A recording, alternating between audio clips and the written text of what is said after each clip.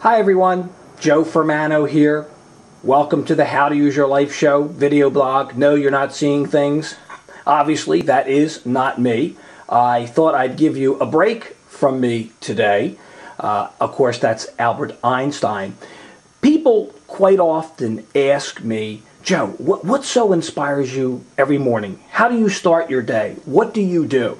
And of course, other than being so grateful and thankful for my family and my children, it's my buddies, my pals, what I can count on every day, because it's up to me to choose to put into my mind and choose my attitude for that day. And how I do that is by what I read. So I thought I'd give you just a microcosm of my library, of the types of books that I read that inspire me. Early in the morning, and usually when I get ready to go to bed.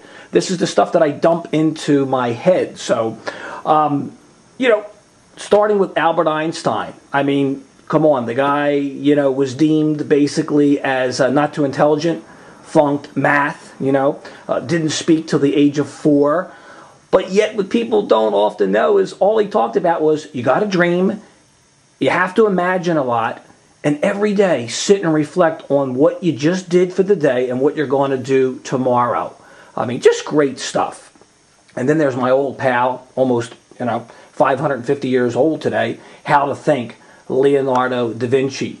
If you just read a little bit about how he talked about, you got to enjoy life. Even back then, I mean, just the things that he invented, because he stopped, he thought about it, but he enjoyed the road also. He enjoyed the traveling, so to speak. Like, it reminds me of Robert Frost when he says it's the road, not the inn. Da Vinci, the things that he invented. Abraham Lincoln, character, all about character. Everybody was against him, except for himself. And he went through, if you ever read his history, the loss of his bride-to-be, the nervous breakdowns, how many times he lost in Congress, in the Senate. This is the kind of stuff that inspires me. There, of course, one of my favorites, Sinatra, primarily because the guy was just a class act in what he did. He took pride in his breathing, the way he would sing a song. You felt you were part of that, in his diction, his clarity. So I just appreciate him as far as being a total professional, whether you like him or not, when it came to his music. Positive quotations. Well, where do you think I get a lot of those quotes from that I mix in my own stuff with when you see the Daily Dose on joefermano.com?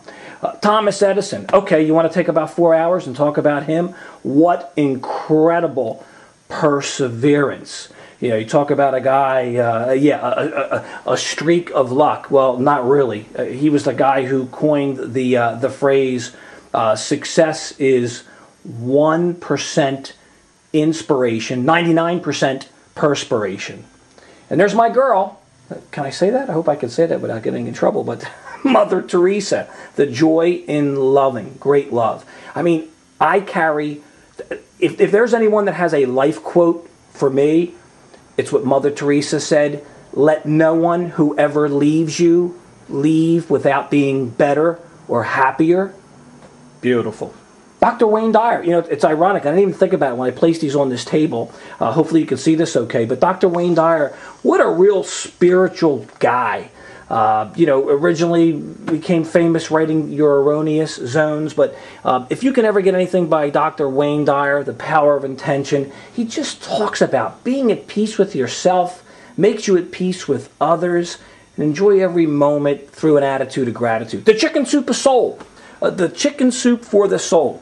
How about these guys? Jack Canfield, Mark Victor Hansen. Do you know the story about them? Everybody knows those stories now. They have a Chicken Soup for the Soul for, country singers, for pet lovers, you name it. For the workers, whatever it might be. They went to over 120 publishers. No one will ever want to read stories about other people succeeding or failing. Yeah, right. They sold over 1 billion books. Okay, what do they know? Hey, man's got to enjoy himself, right? Book on wine. Hey, actually, have you ever talked to anybody who makes wine, how passionate, how enthusiastic they are about it. Get into that. I mean, just the history of wine is incredible, and to me, exciting. The Power of Now. What a profound book. This book came to me many, many years ago, and a good friend brought it to my attention once again by Eckhart Tolle.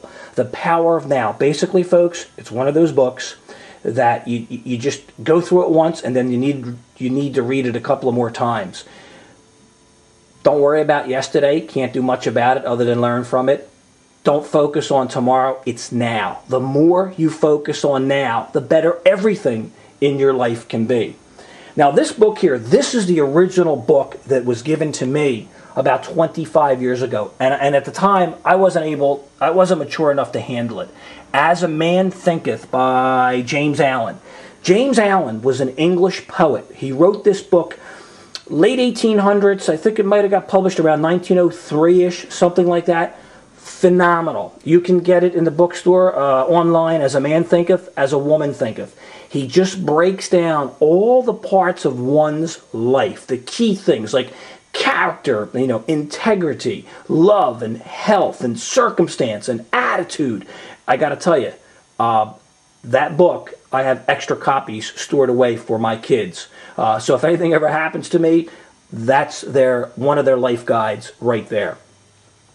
Now, here's what I'm reading most recently, and I'm constantly reading 2, 3, 4 books at a time. Winners Never Cheat. Everyday values we learned as children, but may have forgotten, by John Huntsman. He's a billionaire twice over.